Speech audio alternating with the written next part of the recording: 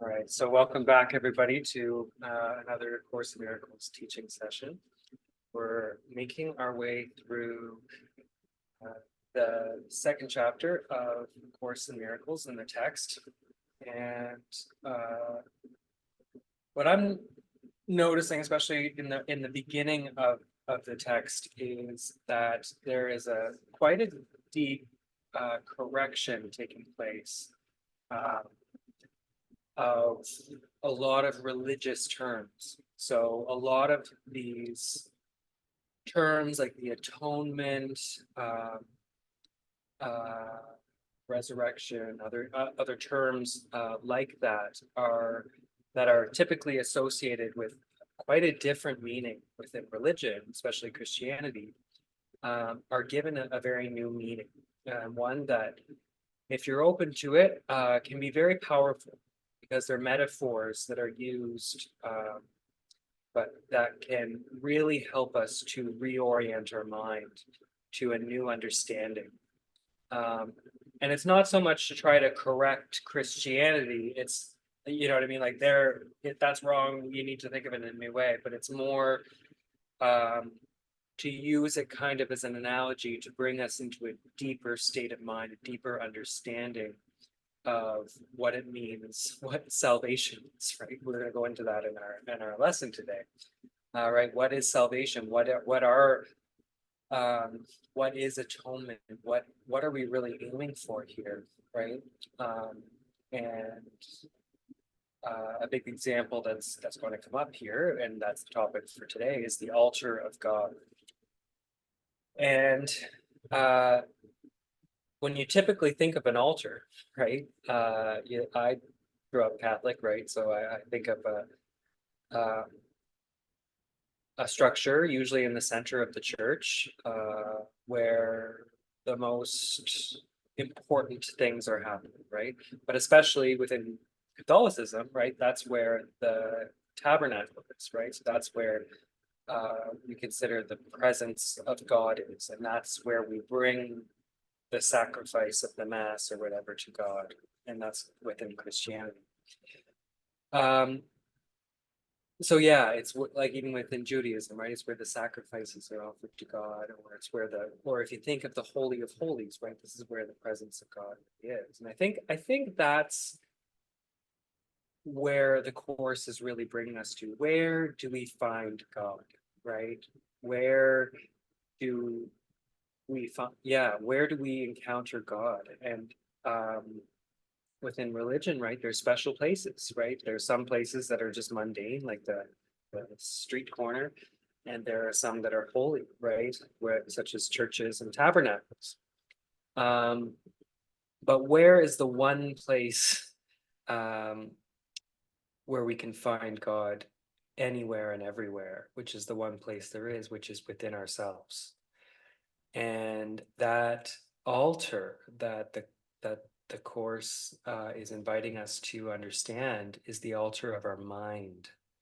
This is what is going on within our mind 24 hours a day, right? What is our attention on? What are we valuing? What's going on in our mind? Am I worried about the bill that's coming up, or am I worried about the political situation in the world? The capital gains taxes, that are dominating the news and things like that right now, right? What those give us an indication of what is on our altar, right? What is our altar to? And that will often tell us, right? Is my altar to the God of money, of finding security? Is it a relationship? Is it whatever I'm worried about, whatever I'm thinking about, is giving me a hint about what is on my altar. What am I worshiping, right? What am I placing my value on? And what the Course is offering us is to pay attention to that, because that is where the action is. So it's not even about controlling the thoughts that are coming to my mind, right? Because it's not about that. It's not about controlling them or controlling what I do with what an ego character does within the world. But what it's telling us is what we're valuing within the mind. And that's where the choice can begin to come in. And we can choose again about what we believe will bring us salvation. And we can choose between fear and love, and we choose love. That's when we have found and we've brought our altar into the presence of God, right? Presence of love. So is there love on our altar, or is there fear? And the altar in some sense is just another word for the projector, right? It's just another aspect of that same analogy. What is going on within the mind? Is there fear or love? And when we have our altar is filled with God, which is unconditional love, as our source, then we experience a world of love. We experience harmony and remembrance of what we really are, which is oneness, right?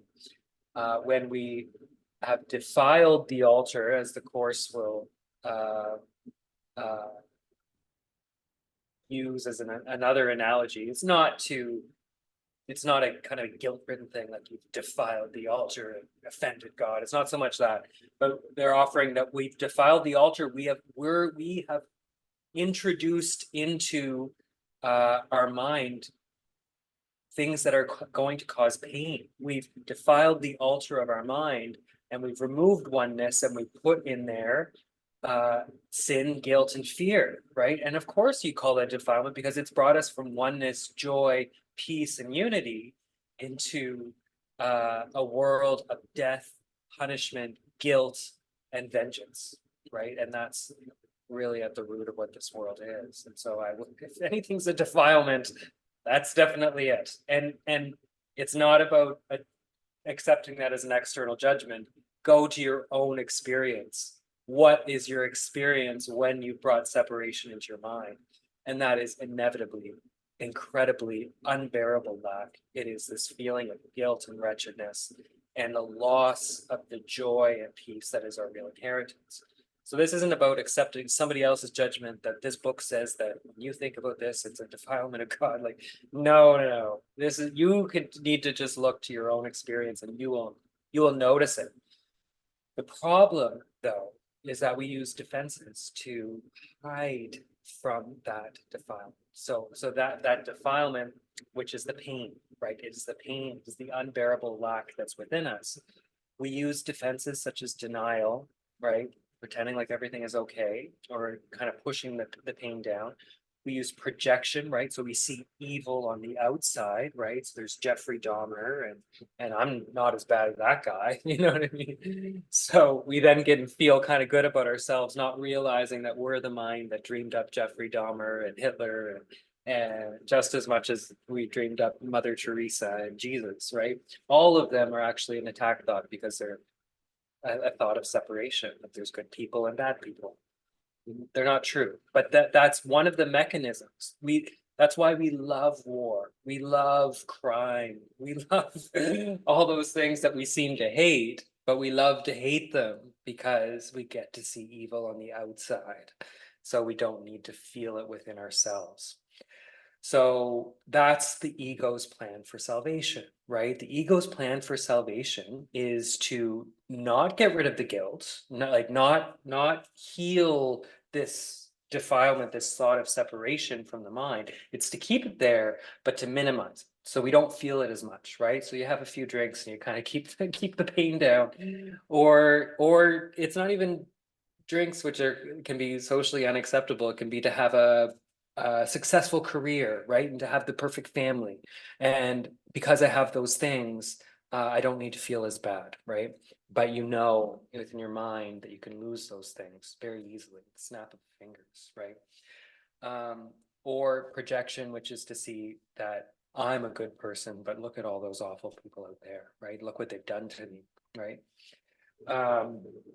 So those are just two examples, right, of some defenses that are used to they're actually there to protect the guilt, they're to protect that thought of separation, the real cause of our suffering, which is the thought of separation um, within the mind or on the altar of our mind. So this altar is what is going on within our mind in the present moment. This is not what happened millions of years ago where the Son of God decided to separate from God or whatever. Like, no, no, no. All of this is happening right now. And it's by choice. Um, and it's a choice that we can undo right now in the moment. So that's what the altar is. And I find it a very helpful concept because we know that anytime we're experiencing any kind of upset, any kind of fear, any kind of lack, any kind of desire,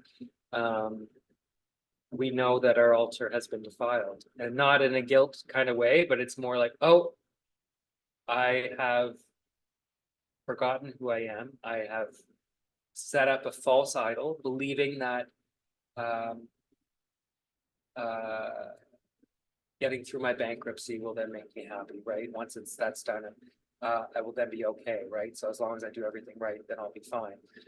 That's just one example. It's an idol that I put forth onto the altar, thinking, okay, once I get rid of my debt, then I can become a more functional human being and build up some wealth and things like that, right? That's one thing that's going on in my mind. But that's a false idol, and it's one that will not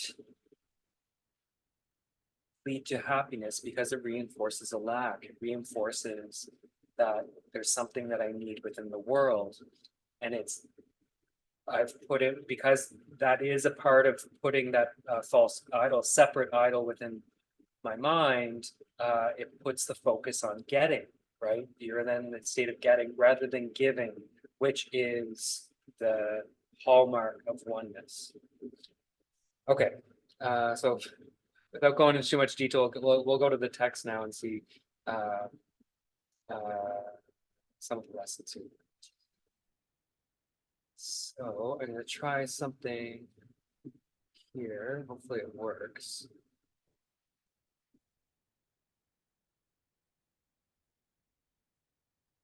All right. Hopefully that's clear. Okay. So the altar of God. So the atonement can only be accepted within you by releasing the inner light. So that's kind of our mission within the course, right? So how do we release that inner light? It's by removing the blocks that keep that light from our awareness. And that is through forgiveness, right? Okay, so since the separation, the apparent separation, defenses have been used almost entirely to defend against the atonement and thus maintain the separation. Like I said, projection is one example. Seeing the evil on the outside, it seems to make us feel less guilty, right? Because we feel like, oh, well, I'm not that bad of a person. I'm kind of a good person, right? Especially compared to those evil monsters out there. And so that actually does is it protects it, right? Because that guilt is still within the dreaming mind, because I am dreaming up Patrick just as much as I'm dreaming up all the people who have wronged Patrick within his life, right? So it protects them. It keeps the guilt within that dreaming mind and doesn't get rid of it. So this is generally seen as a need to protect the body.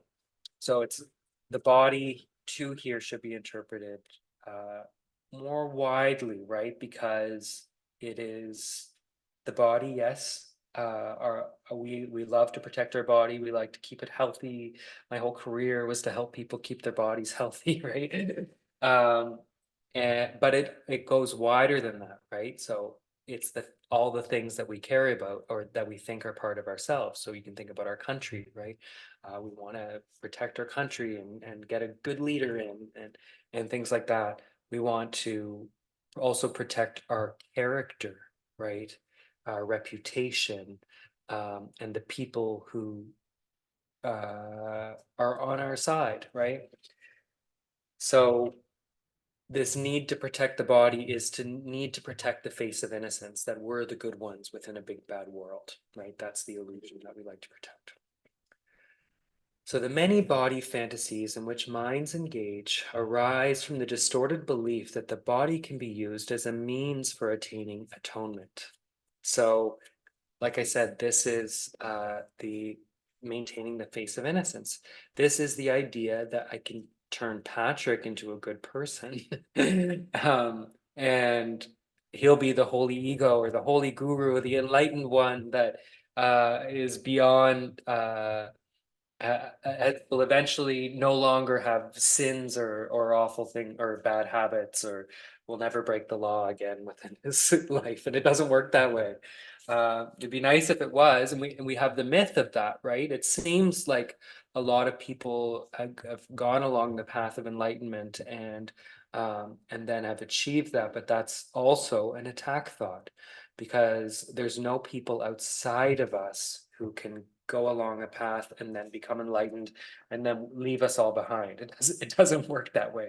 We're all one. There's only one mind here. There's only one mind to become enlightened. And so the only way for us to really remember that we're one with God is to realize that Justin Trudeau, Joe Biden, all the people, Donald Trump, whoever you seem to like to hate, or the people who seem totally unspiritual at all, when you realize that they are just as close to unity with God as anybody who follows A Course in Miracles, that's when you'll be there. You're much closer at that point, because then you'll realize that you're not this character. Patrick will never become enlightened. It doesn't work that way. Patrick can't wake up. The mind that is sleeping is dreaming up Patrick and bugs and mountains and genocides and all these other things, right? And so Patrick is not, I just are zoomed into one character believing that it's me, so that I can feel like I'm a good person within a big bad world. Okay, so how do we get out of this? How do we get out of this? And that's what this is going to be about. So perceiving the body as a temple is only the first step in correcting this distortion, because it alters only part of it. If it does recognize that atonement in physical terms is impossible, the next step, however, is to realize that a temple is not a structure at all. Its true holiness lies at the inner altar around which the structure is built. The emphasis on beautiful structures is a sign of fear of the atonement and an unwillingness to reach the altar itself. The real beauty of the temple cannot be seen with the physical eye. Spiritual sight, on the other hand, cannot see the structure at all because it is perfect vision. It can, however, see the altar with perfect clarity. Okay, so they're kind of like Jesus here is kind of bringing up kind of that same point, right? Which is what we think is, as we're growing, we're enhancing our ego, right? So Patrick is becoming a holier, more enlightened, more forgiving person. And it's not really true. That can sometimes be a reflection of what we see, but it's not Patrick. I will be, right? But I am not this Patrick character. So what he's saying there is this, when we start to see our body or our character as a temple, that's helpful in the beginning, right? Like that, this is what, okay, we want to turn it into a temple for God, for love, right? But focusing on what the character does, what happens within Patrick's life, does he become a holy, enlightened person, guru who does no evil and thinks no evil thoughts and never drinks alcohol? Like, no, it's not going to work that way. And if you're focused too much on that, that's a fear actually of the atonement, because why do we want to become holy egos, right? And the only reason that we would want that, right, rather than remembering our oneness with God as spirit, is because there's the guilt within the mind. And so The way that you can notice this is not so much do you see evil or bad habits or things like that within yourself, but do you see them within the world, right? So if you're like, okay, I'm good, I don't drink alcohol, but I'm surrounded by people that do, and you know what I mean? Like their lives are kind of falling apart, but I got that under control. Um, that's just one example of seeing the problem with on the outside. Um, so the true altar is our consciousness. It's ourselves as spirit. And when we realize that every human being that we see within our dream is an attack thought that needs to be forgiven. So because it's not possible to be a human being and to be loving. It's not possible to be a human being and not be full of vengeance and lack and anger and hatred. That is inherent in being an ego. And so our role is to see beyond all egos, allow them to be as awful and evil and disordered as they really are, right? So we allow that to come up both within our own apparent ego, but also all the others. And we practice forgiveness, which is of remembering the Christ that's within us. That is the light, the unchanging innocence that is the truth of us and everyone, because we're one, right? And so once you see that nothing I see with my eyes means anything, you don't think that there's holy people and unholy people. There's no people at all, right? And so if I'm seeing unholiness anywhere, it's a reflection of guilt within my mind that can be forgiven. Okay. So that's why you're saying spiritual sight on the other hand. So the vision that we see with our heart, when we see the light, within ourselves and within others, that has nothing to do with bodies. And ironically, sometimes you can see it more clearly when you forgive, right? So sometimes a misdeed within your ego character or somebody else, when we forgive it, that allows us to see the light within ourselves and others easier, rather than having these perfect ego characters that never have anything to forgive. That wouldn't invite us to the deeper level of the truth, which is that we're spirit. Okay. For perfect effectiveness, the atonement belongs at the center of the inner altar, where it undoes the separation and restores the wholeness of the mind.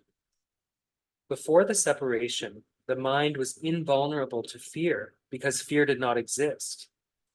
Both the separation and the fear are miscreations that must be undone for the restoration of the temple and for the opening of the altar to receive the atonement. This heals the separation by placing within you the one effective defense against all separation thoughts and making you perfectly invulnerable. So essentially, the atonement, which is the remembrance that we're one, the remembrance that we're spirit, that we are the Christ. We're not these weak and vulnerable, frail and vengeful ego creatures. We are the Holy Son of God.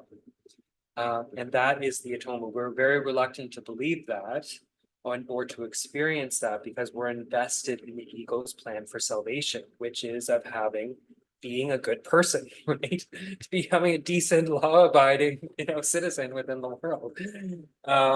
And we're convinced that as we progress along this path, we should become more, law-abiding, good people. But that's not really true. We aren't people at all. And so, well, ironically, what can happen as we progress along this path is our ego then will allow and stop projecting out the evil on the outside, and then we'll allow ourselves to feel the vengeance and the pain and the sorrow and the ultimate lack that comes from being an ego. We start to, instead of seeing all the evil on the outside, we begin to experience it more and more in our own ego character, which can seem like a regression, but really it's a progress because we're beginning to forgive it all. look past it and see to the truth. And this defense is the atonement. So as we stop the projection of our guilt outward, we start to experience more evil on the inside. But we're bringing it closer to the altar. We're realizing that, wait a second, the problem is not that evil Joe Biden character, you know what I mean, that's ruining the world with his war in Ukraine and whatnot. The problem is within my mind. It's my mind has put in, has valued separation, has believed that happiness can come from seeing evil on the outside, which is the ego's plan for salvation.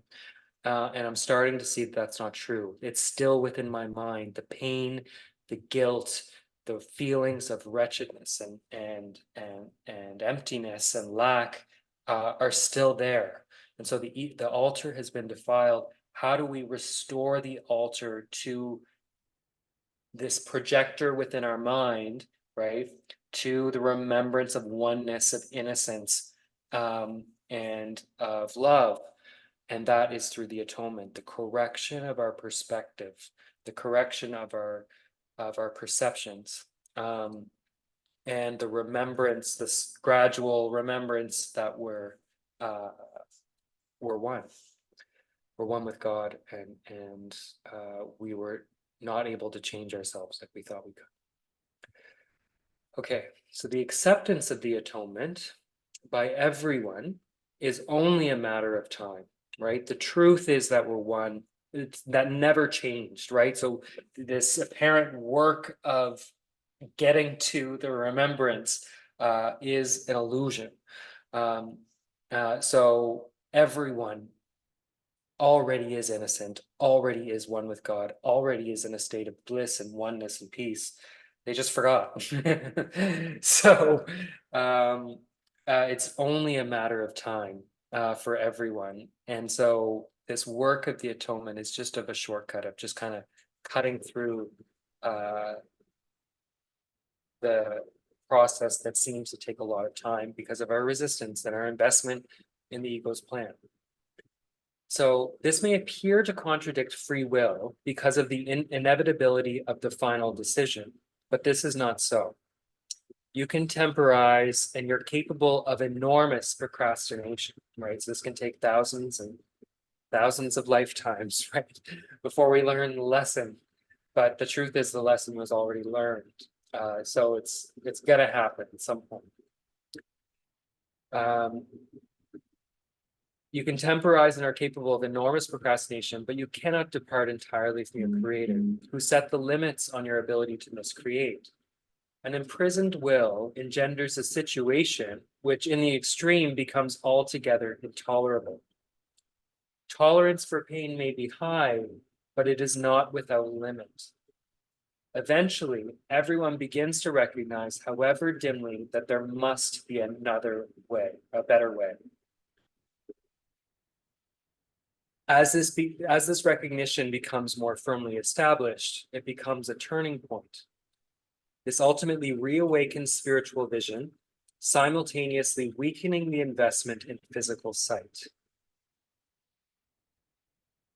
Okay, so I think before we go on, I just want to emphasize such an essential point that I found within my journey, within my experience of awakening, right? Which can seem to be a toggling back and forth between ego and spirit.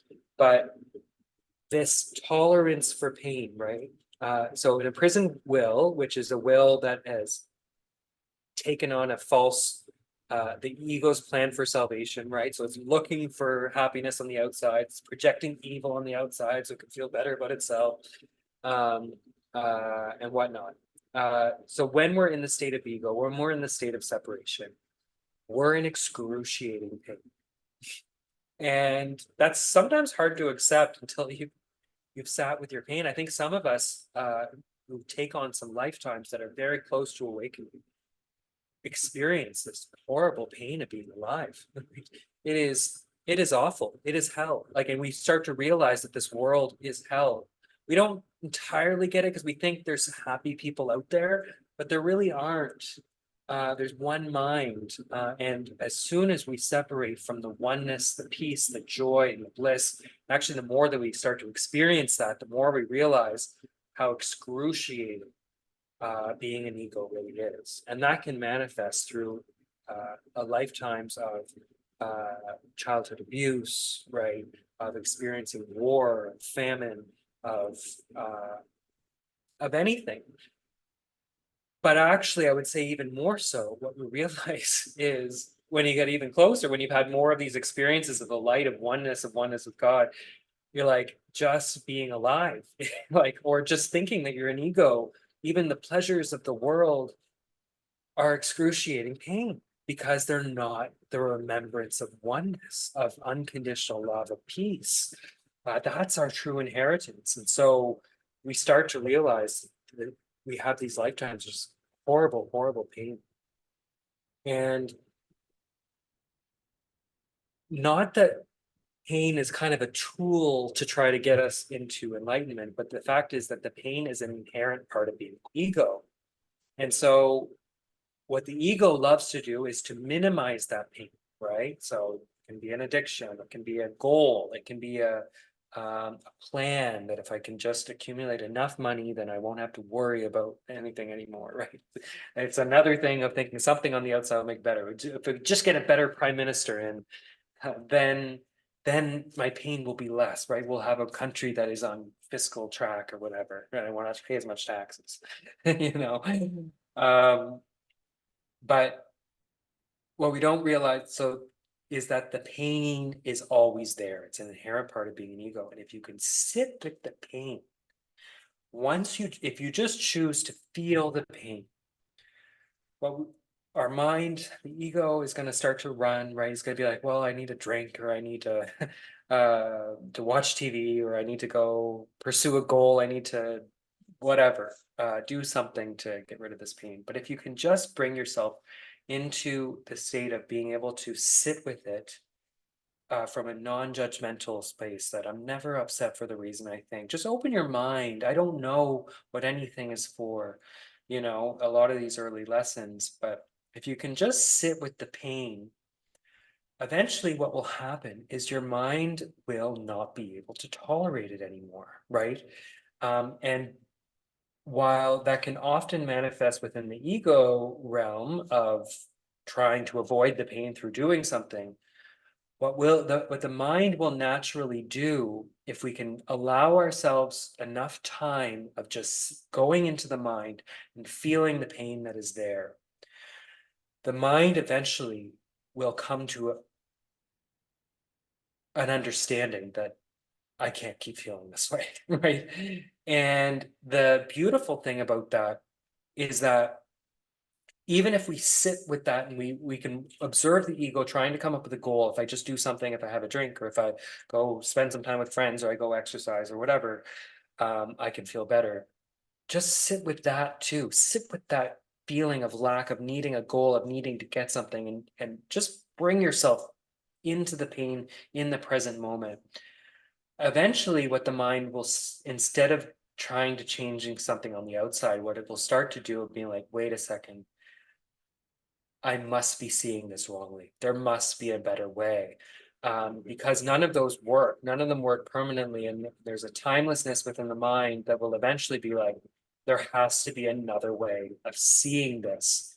There has to be another way of seeing myself, right? That's when the mind will be open to a new perspective. To changing its mind about things, because we're so deeply invested in our ego character, in these deep beliefs that there's separate people out there, there's good people and bad people and whatnot, and there's evil within the world, that I'm a good person, right? All of these things are very deep-seated beliefs that we are very reluctant to let go of. But when we can feel the pain of them, when we can feel the separation, when we can go to the altar within the mind and see that it's defiled, right? That's when our mind will eventually open up to a new level of vision, because it will just give up.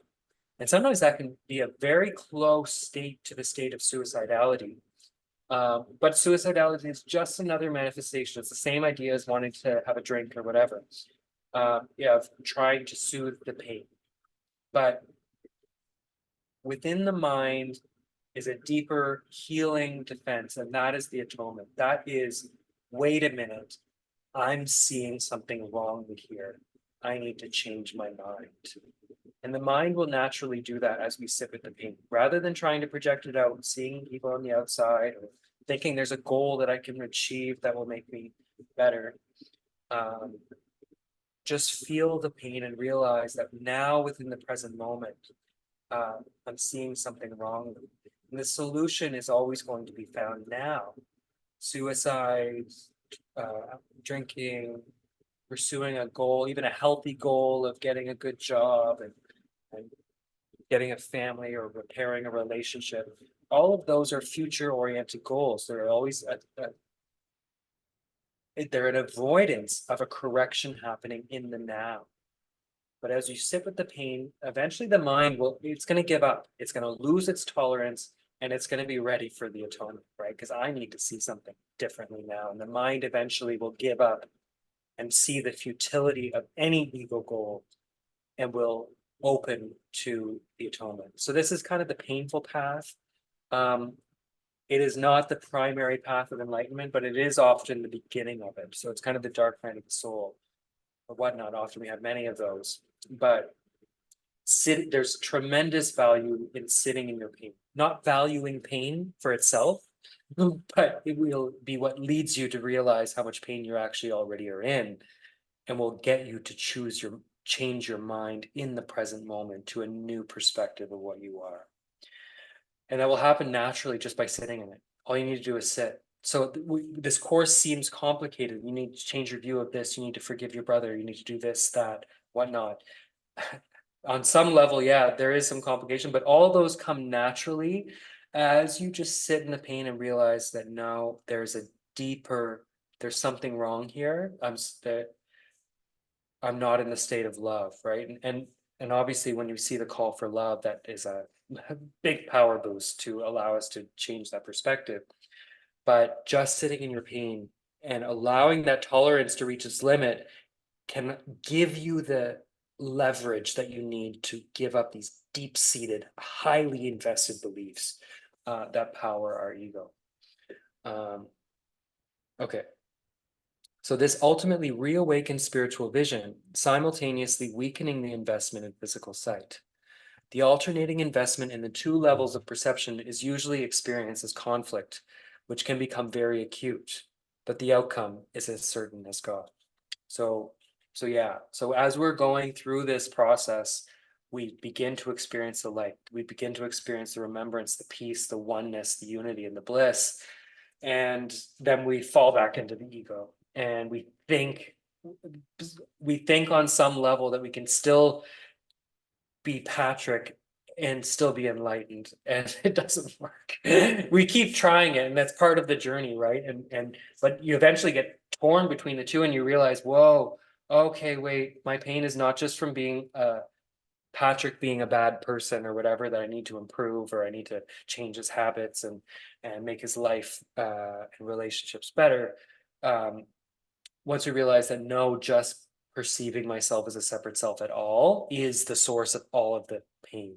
So eventually, it doesn't feel like it at first, but eventually it's all or nothing. You gotta, it's God's way or the highway. Because otherwise what we realize that any perceiving yourself, even as a holy ego, even as a Jesus, even as a Buddha, it's excruciating pain. And is an attack thought that needs to be forgiven. And we give it all up entirely and remember that we're one, that we're spirit, and that we're one with God. So that's guaranteed to happen. It's just a matter of when. So the sooner we forgive, the sooner we feel our pain and let it go and restore the altar to the presence of God within our mind, the sooner we make that final decision. So spiritual vision literally cannot see error and merely looks for atonement.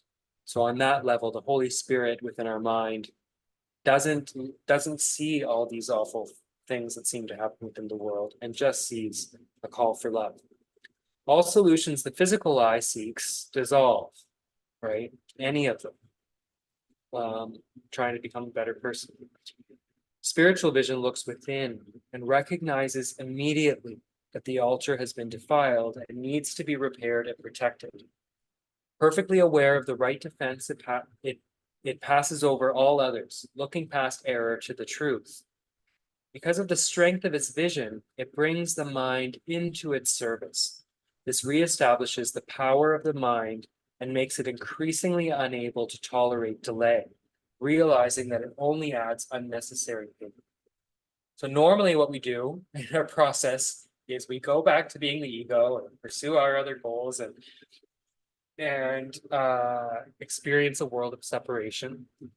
And then eventually it leads to conflict, and that conflict, we try to solve it within the world, and we try to get a better job and make more money, and or try to apologize to somebody, repair your relationship with them, or thinking that will make things better. And it doesn't work, right? Because it's all of those things, all of those problems, all are just manifestations of guilt within the mind. So the sooner that we realize that we can go within, right? Instead of waiting for our problems to manifest and blow up and have multiple dark nights of the soul, right? Where our ego's plan for salvation crumbles and blows up multiple times over and ends up in disaster. And we can skip that step when we just go inward and feel the pain of ego in the first place, right?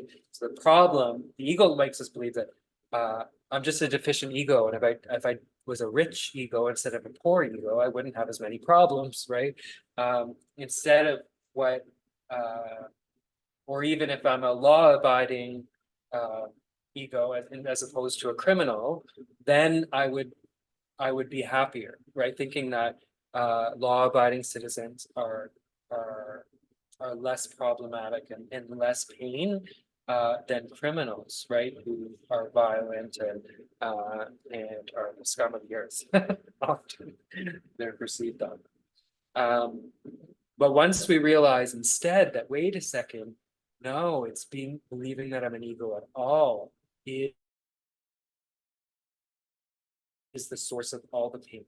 So the sooner we realize the pain that comes with being an ego, and we choose, and we can realize that my altar, as soon as I'm not in complete bliss, joy, love, and unity, I'm already out of it. And it doesn't really matter whether I'm a murderer or if I'm Mother Teresa.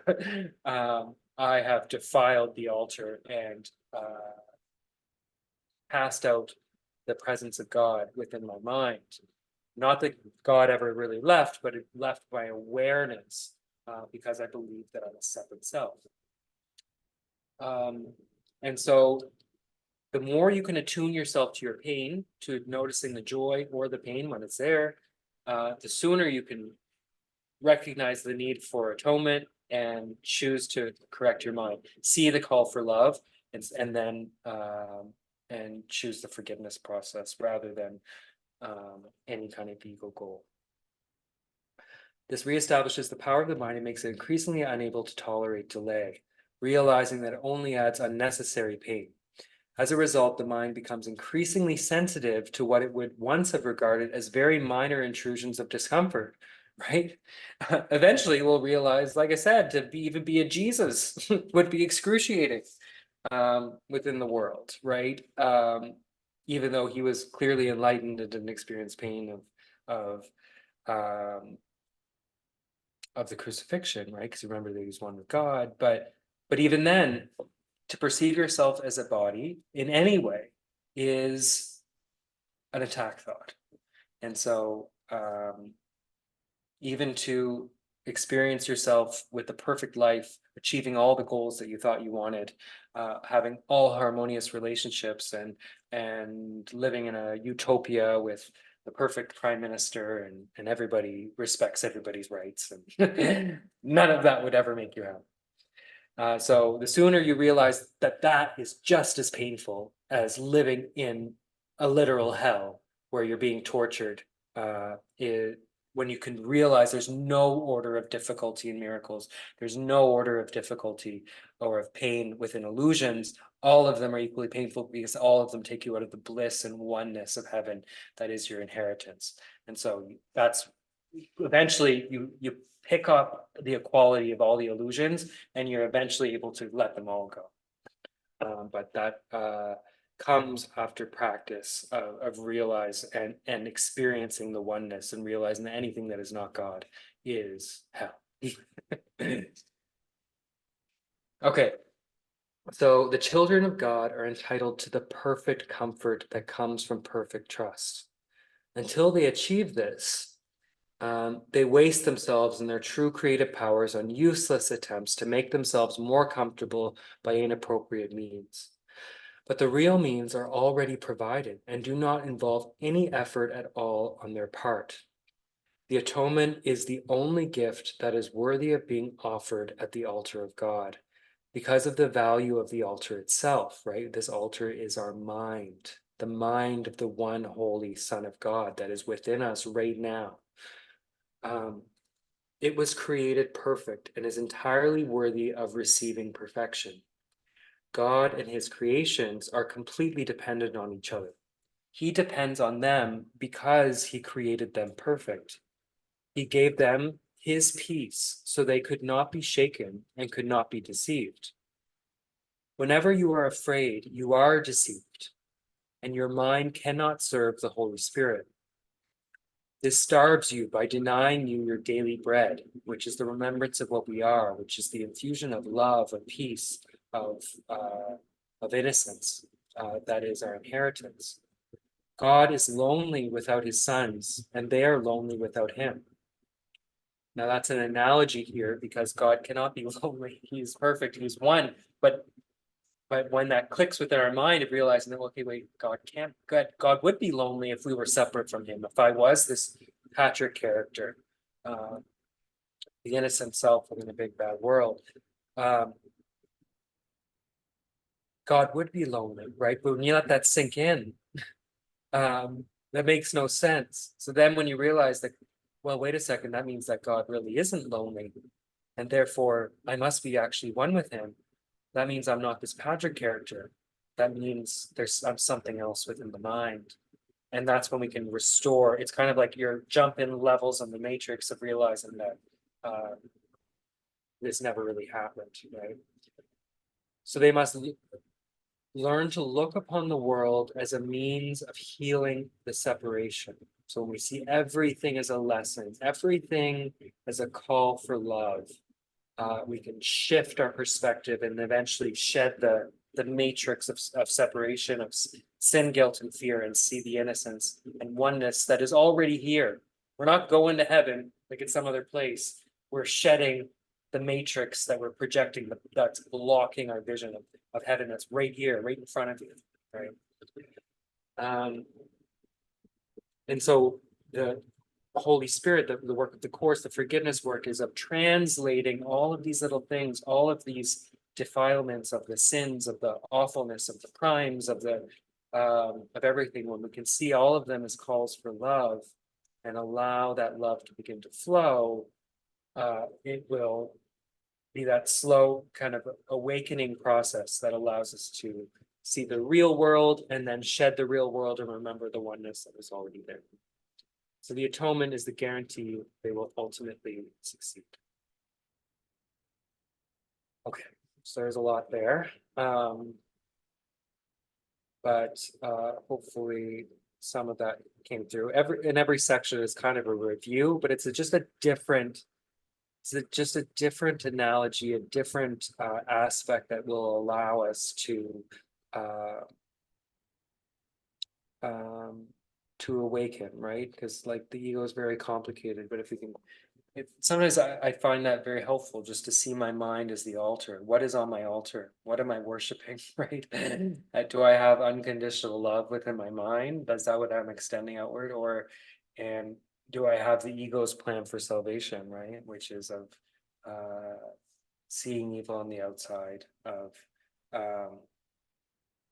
or of seeing some sort of a goal of something out there that will eventually make me happy if I achieve it. All right, so I'm going to leave it there. If anybody has any questions, let me know. And if not, we'll move on to our meditation.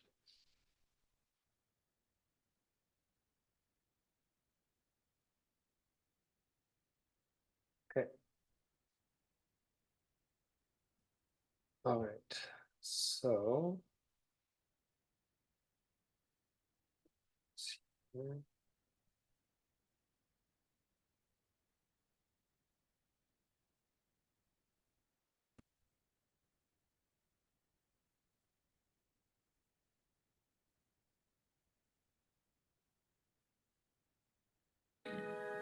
To this holy instant now, an instant to stop and remember. Remember who and what you truly are, beyond the matrix of fear, lack, and limitation. All that seems to limit you in this world is only an illusion that demands your continued belief and attention in order to have any power over you. Now is your opportunity to let go of whatever stands in the way of your complete awareness of your true and original self. Before we begin today's practice, make your intention clear in your mind. What are you letting go of that has been in the way of your freedom and fulfillment? I'm letting go of fear, doubt, unforgiveness, judgment. What are you embracing that is in alignment with your desire to awaken to your true self? I am embracing love, trust, forgiveness, innocence. Take a moment to write your intention in the comments below, now or after your practice. Share them to solidify your intention in your own consciousness and in the world.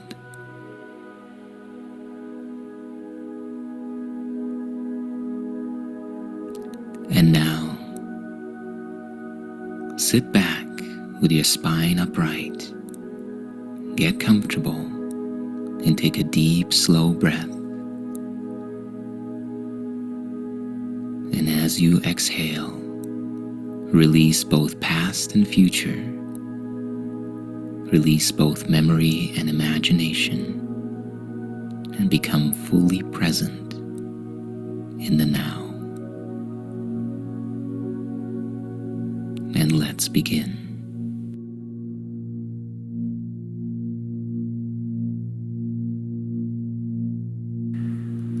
Salvation is my only function here.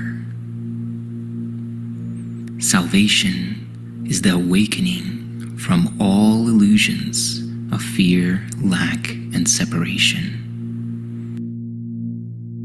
The purpose of this practice is to help you to fulfill this function by letting all of the dark thoughts of fear, lack, and separation be brought out of hiding, out of the darkness, to meet the light of God's thought, the light of your true self, so that all the darkness in your mind, all that which is separation consciousness, can be replaced by the light of truth.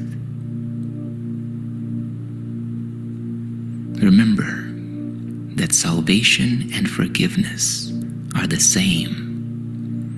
They both imply that something has gone wrong, that there is something to be saved from or forgiven for.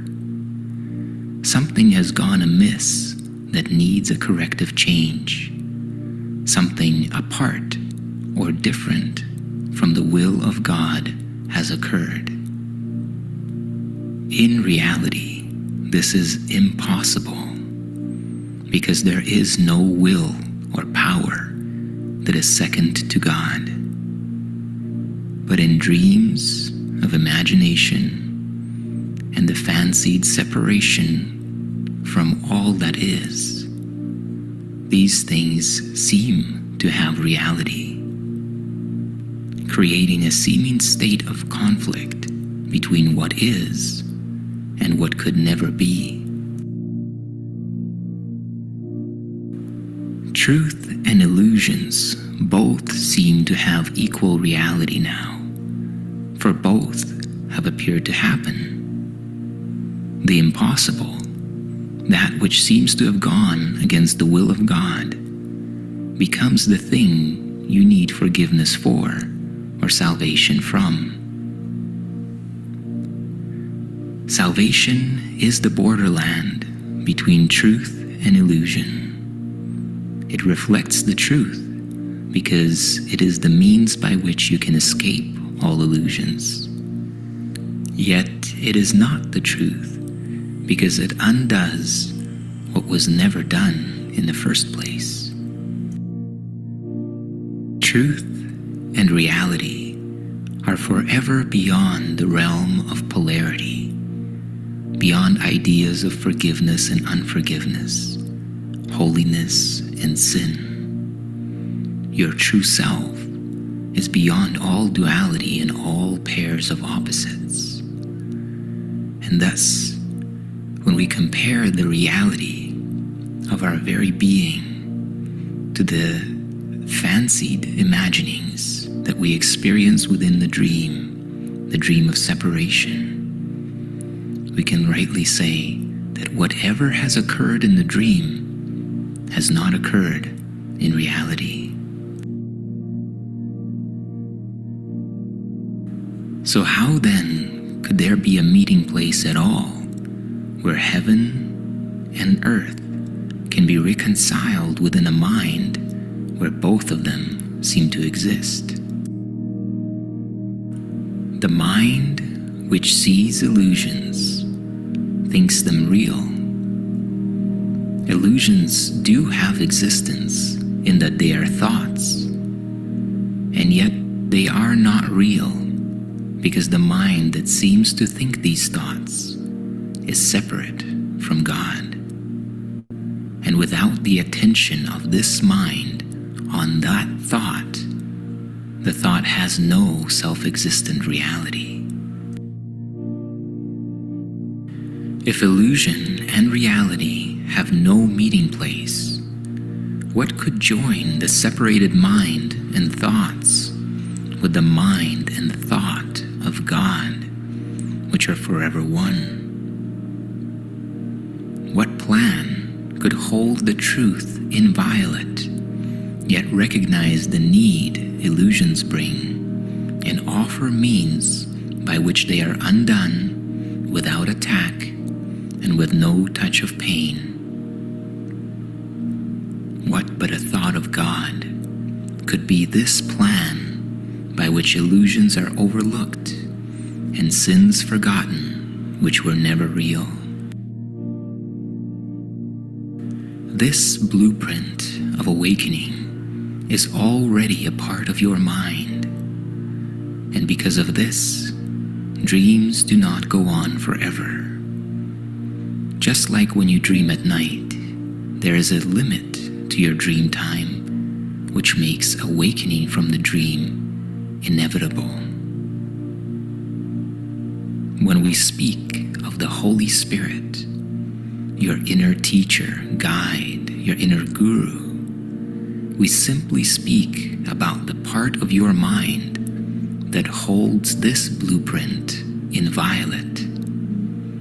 It is apart from time in that its source is timeless, yet it operates in time because of your belief that time is real. Unshaken does the Holy Spirit look on what you see in your dream, on sin and pain and death, on grief and separation and on loss.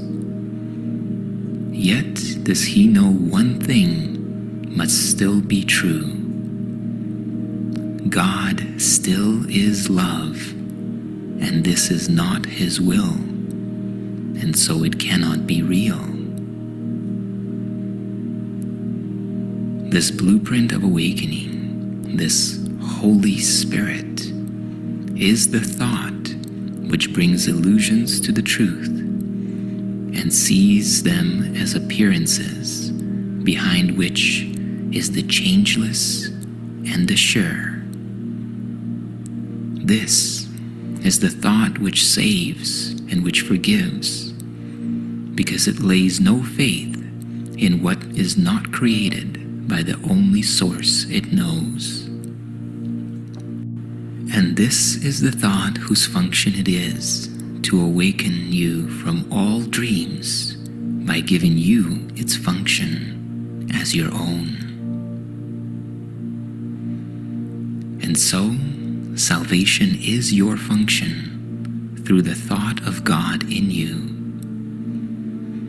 Now are you entrusted with this plan along with the Holy Spirit, the blueprint of awakening in your mind. This thought of God in you has but one answer to all appearances and illusions, regardless of their form, their size, their depth, or any attribute they seem to possess. Salvation is my only function here. God still is love, and this is not His will.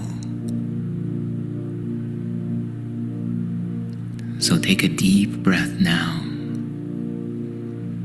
and as you exhale, allow your mind and body to relax deeper still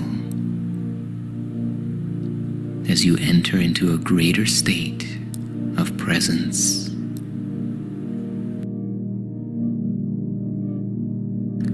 Now bring to mind the idea that salvation is your only function here. It is your only function within the dream of separation. Repeat this phrase to yourself slowly and gently, silently, or even whispered out loud,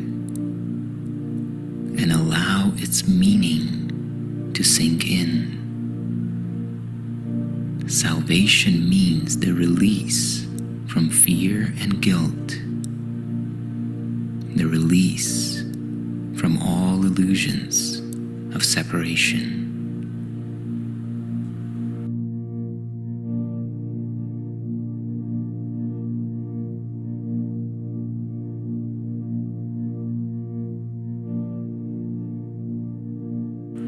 And now allow this thought of God in you to clear your mind of all that troubles you, all illusions of fear, lack, and limitation, by allowing those thoughts now that bother you and that feel unresolved in your mind, allow them to surface in your awareness.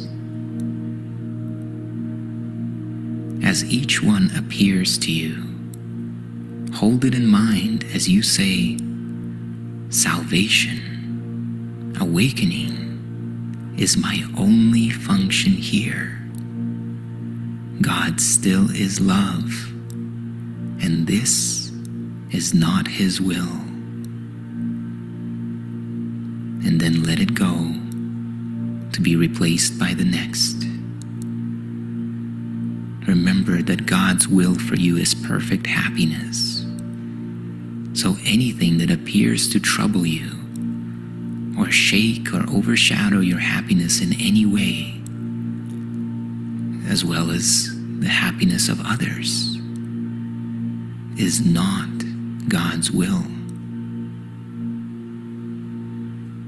Try to perceive the strength in what you say, for these are the words which illuminate your freedom.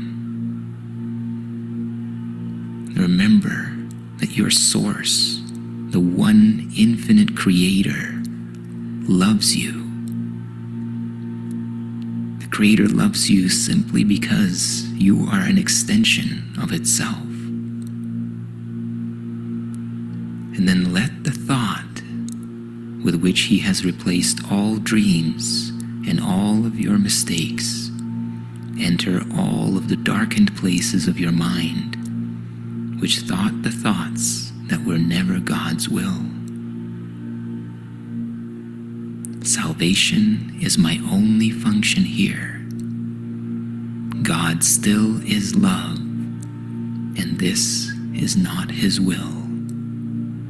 Apply this idea now to all of the thoughts, ideas, and beliefs that seem to overshadow your happiness in any way. Do this now.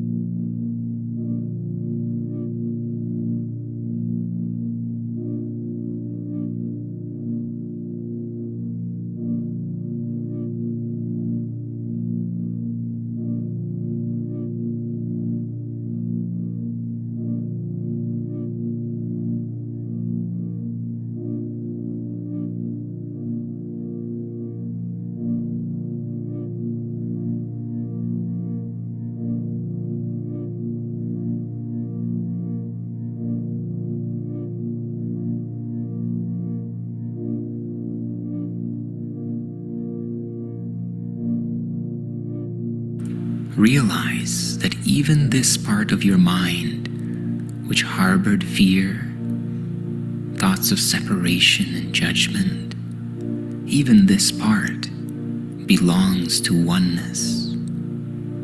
It does not think its private thoughts and make them real by hiding them from God.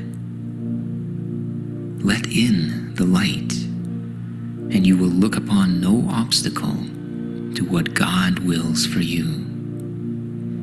Open now all of your secrets to this loving light and see how bright this light still shines in you. Let us go deeper now in practicing God's thought today and letting His light seek out and lighten up all the darkened spots and shine through them to join them to the rest. It is God's will that your mind be one with His.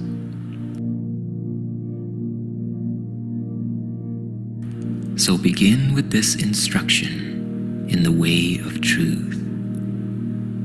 Salvation is my only function here. Salvation and forgiveness are the same. Repeat this slowly to yourself, and then turn to the Holy Spirit in you who shares your function with you, and let Him teach you what you need to learn in order to lay all fear aside and know yourself as love, which has no opposite in you.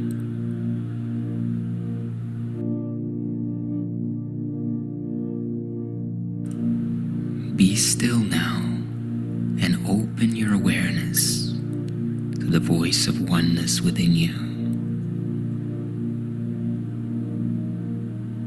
Listen.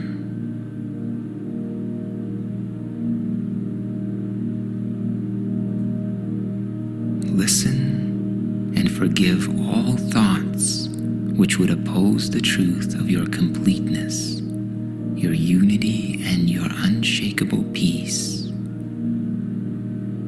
You cannot lose these gifts because the source of all existence has given them to you. Remember that you do not truly want to be another self over the self that God created as you. Remember that you have no function that is not of God.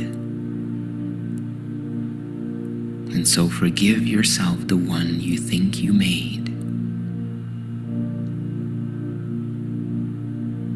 Forgiveness and salvation are the same. Forgive what you imagined to be true, and you are saved. And now, enter into the silence and listen. Receive the inspiration and illumination which love has shared with you. And if your mind wanders, use the idea for today to bring yourself back to the stillness, the silence, and the listening. Salvation is my only function here. Salvation and forgiveness are the same.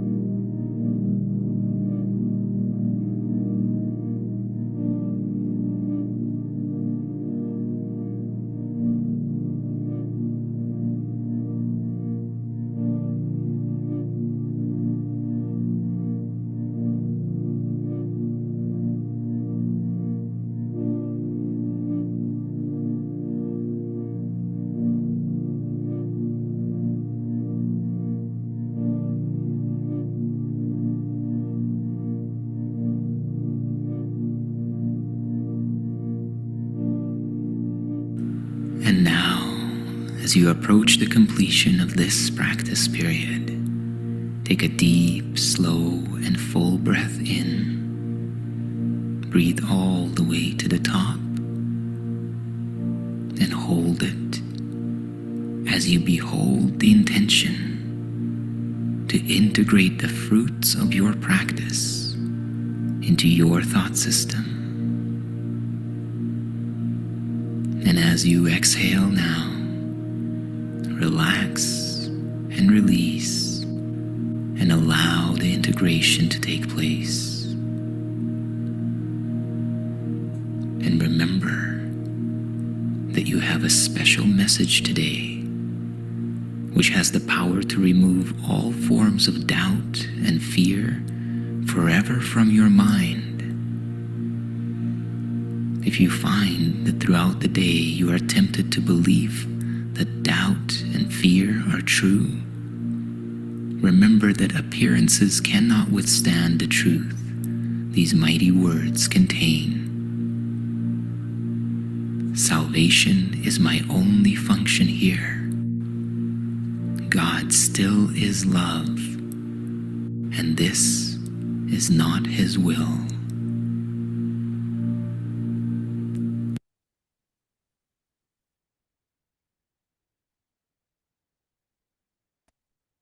I'll leave it there. Hopefully that was somewhat helpful as an exercise, right? All of the lessons they start to converge as you practice them more and more. They're just different aspects of the same thing. But as we recognize that salvation or forgiveness is our only function, and we replace the perception of separation, of lack, of sin, guilt, fear, with the remembrance of oneness, which is the process of forgiveness, seeing the light in others, seeing their perfection, their outflowing, their givingness, their unconditional love, and sending that same love to them, reminds us that we're spirit, right? That we're not lacking anything. The peace, the joy, the love that we have been looking for, and all of the ego goals of the world is already ours. It's already within us. And so that's one example of how do we restore the altar, right? When our altar has been defiled with some sort of an ego goal, or with some sort of a judgment, which is an ego goal of seeing evil on the outside. It allows us to, instead of just minimizing the pain or pushing it out, or trying to manage it and trying to fix it in the future, what it does is it takes our pain and it relieves it in the present. It dissolves it into the oneness, the innocence, the wholeness that we really are right now. So it's the atonement, salvation, forgiveness, they're all just different aspects of the same thing. It's the one defense. It's the one solution that will undo the pain, undo the guilt, not just shift it around or try to hide it. It will bring us into the peace and the love that is our heart. So hopefully that was helpful for you guys. If anybody has any questions or anything, just let me know. If not, we'll end the recording.